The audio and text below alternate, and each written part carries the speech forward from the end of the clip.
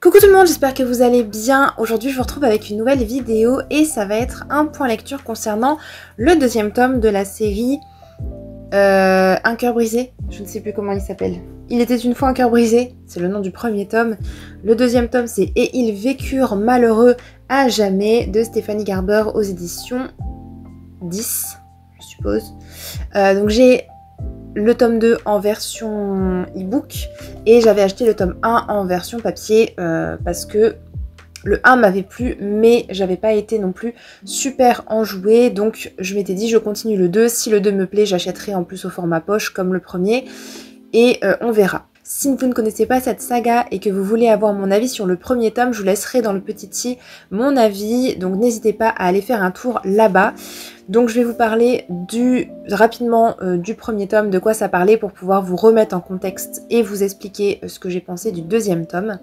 Dans le premier tome, du coup, on suivait Evangeline Fox, qui était une jeune fille qui rêvait de grand amour, qui se voyait déjà mariée, avoir des enfants, vivre comme dans un conte de fées, avec Luc, mais au dernier moment, Luc a retourné sa veste et il s'est avéré qu'il a voulu se marier avec la sœur d'Evangeline. Et pour se consoler, elle va rentrer dans une église et dans cette église, elle va faire la connaissance du prince de cœur qui s'appelle Jax et avec lequel elle va faire un pacte qu'elle n'aurait jamais dû faire puisque les choses vont s'enchaîner et ça va aller de pire en pire. À chaque fois, elle va essayer de s'en sortir, mais ça va être très très compliqué. Je me suis rendu compte a posteriori, quand j'ai commencé le deuxième tome, qu'il y avait énormément plus de choses que ce que je vous en avais dit dans le premier, dans mon avis tout du moins, parce que je l'ai lu, et en fait finalement il y a beaucoup de choses qui sont parties de ma mémoire à ce moment-là, quand je vous avais fait la vidéo. C'est un livre où on a l'impression un peu d'être dans un conte de fées, mais avec des petits twists de choses un peu qui sont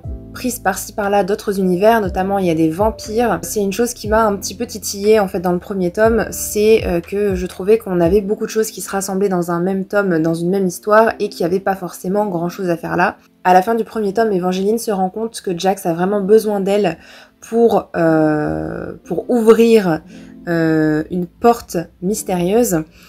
Et elle ne sait pas ce qu'il y a derrière, elle sait que forcément si elle dit oui à Jax, c'est qu'il va y avoir des répercussions derrière, puisque tout le long du tome 1, en fait, elle s'est rendue compte qu'à chaque fois qu'elle faisait quelque chose pour lui, en fait, il y avait le revers de la médaille juste derrière.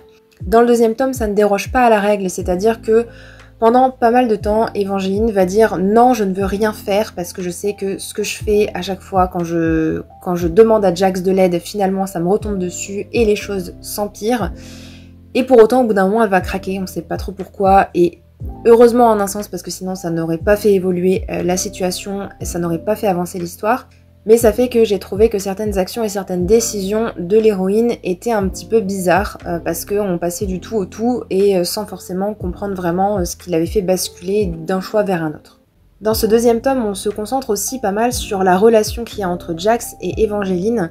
Dans le premier tome, Evangeline voulait absolument trouver le grand amour et dans ce deuxième tome, on se rend compte qu'elle commence un petit peu à retomber sur terre, à mettre les choses plus au clair, notamment ce que je vous ai dit juste à l'instant, donc le fait que vaut mieux pas faire confiance à Jax, sauf que d'un autre côté, elle se prend beaucoup d'affection pour lui, elle essaye de comprendre qui il est, de comprendre d'où il vient, c'est une fatalité, donc c'est un personnage qui a beaucoup de pouvoir, mais qui à la fois en fait a un cœur de pierre. Et malheureusement, Jax, c'est une personne aussi qui rêve du grand amour, mais qui a eu des déconvenues, on va dire, par le passé. Depuis qu'il est une fatalité, à chaque fois qu'il embrasse une personne, cette personne meurt, sauf s'il tombe vraiment sur la bonne personne, la personne qu'il aimera pour toujours. Le problème, c'est qu'il ne l'a toujours pas rencontrée, et Evangeline est persuadée, ou en tout cas elle se persuade que peut-être que c'est elle. Il y a des moments où on sent une sorte d'alchimie, où on sent que les deux personnages sont attachés l'un à l'autre, mais pour autant en fait il y a cette barrière, il y a le fait que Jax, lui, il n'a plus foi en l'amour d'un certain côté, mais en même temps il est très attaché à Evangeline, mais il est attaché à elle parce qu'il a besoin qu'on ouvre la porte mystérieuse.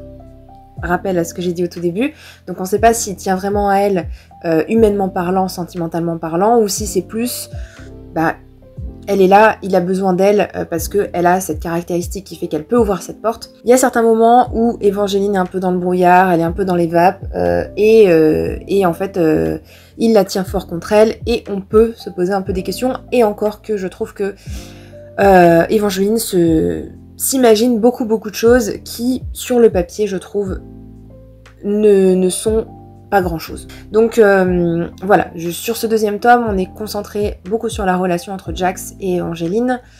Relation un peu coussi-coussa et Evangeline est un personnage qui commence un peu à me taper sur les nerfs. J'ai trouvé qu'au niveau de l'action c'était pas non plus foufou. Bref, ce deuxième tome est un peu en deçà du premier tome. Le premier tome j'avais plutôt bien apprécié, le deuxième tome un peu moins. Peut-être que je terminerai quand même la série puisque le troisième et dernier tome est déjà paru. Mais en version du coup e-book, je n'achèterai pas la suite je pense. C'est un univers qui ma foi me tentait bien de base, où il y avait, ça partait bien, il y avait ce côté un petit peu conte de fées qui m'intéressait beaucoup, et au final je trouve que c'est un peu bof, et en fait à la fin de ce deuxième tome j'ai l'impression qu'on pourrait limite s'arrêter là parce que ben voilà. On est arrivé au bout, on a abouti à ce qu'on voulait, mais il y a encore quelques questions qui restent en suspens, donc je ne sais pas si je continuerai ou pas à voir. Mais voilà, c'est pas forcément un roman que je vous conseillerais à 100% et sur lequel ben, vous devriez vous jeter. Voilà, c'est tout pour ma vidéo, j'espère qu'elle vous aura plu. Si vous avez regardé jusque-là, n'hésitez pas à mettre un petit pouce en l'air. N'hésitez pas à me dire aussi si vous avez lu vous aussi ce roman, et moi je vous dis à bientôt dans une prochaine vidéo. Ciao ciao!